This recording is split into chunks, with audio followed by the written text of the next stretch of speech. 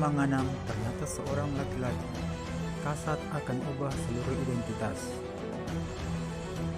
Terkait pengungkapan jenis kelamin Serda Aprilia Santini Manganang yang diketahui sebagai jenis kelamin laki-laki, Kepala Staf Angkatan Darat Kasat Jenderal TNI Andika Perkasa akan mengubah seluruh identitas nama dan jenis kelamin Manganang.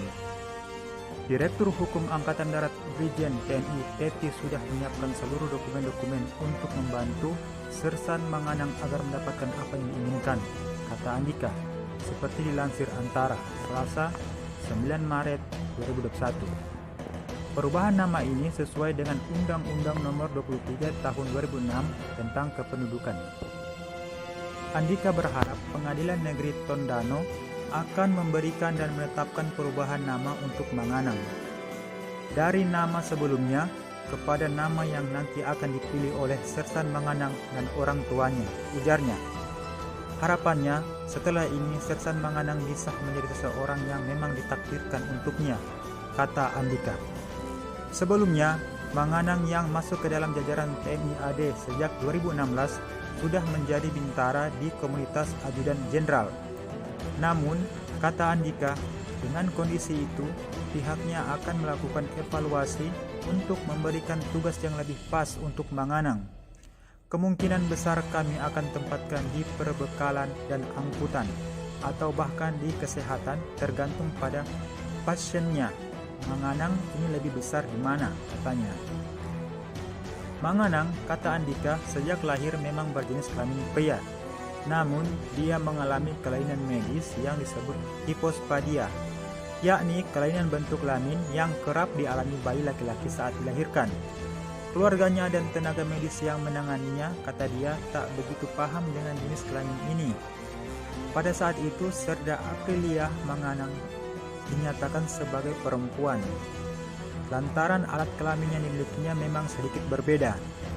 Pihaknya baru mengetahui kondisi mantan atlet voli putri itu setelah menjalani serangkaian pemeriksaan medis di Rumah Sakit Angkatan Darat Walter Monginsi Manado dan RSPAD Gatot Subroto Jakarta Pusat pada bulan Februari 2021. Hipospadia adalah suatu kelainan yang dialami oleh bayi laki-laki, yakni letak lubang kencing pada bayi tidak normal. Pada beberapa kasus ditemukan pula uretra berada di pertemuan antara batang penis dan kantong buah zakar. Kelainan ini terjadi sejak lahir. Berdasarkan catatan medis, kondisi ini bisa menyerang 4 dari 1000 bayi laki-laki yang lahir. Kelainan hipospadia ini membuat alat vital Manganang berbentuk tidak sempurna. Akibatnya, Manganang dianggap lahir sebagai seorang perempuan karena alat vitalnya lebih mirip ke perempuan dibanding pria. Namun, berdasarkan pemeriksaan ketat yang dilakukan di RSPAD, tidak ditemukan organ internal perempuan di tubuh Manganang dan hanya memiliki organ internal laki-laki. Hormonal juga begitu, hormon normal. Testosteronnya juga diukur sehingga secara faktual dan ilmiah kami yakin Manganang lebih memiliki hormonal kategori normal laki-laki, kata Andika. Dia juga memastikan bahwa Manganang bukan seorang transgender. Bukan transgender, bukan juga intersex.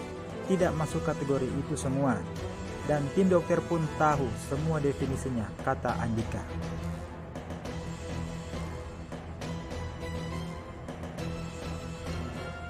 Terima kasih sudah menonton. Jangan lupa like, share, dan subscribe ya teman-teman. Terima kasih.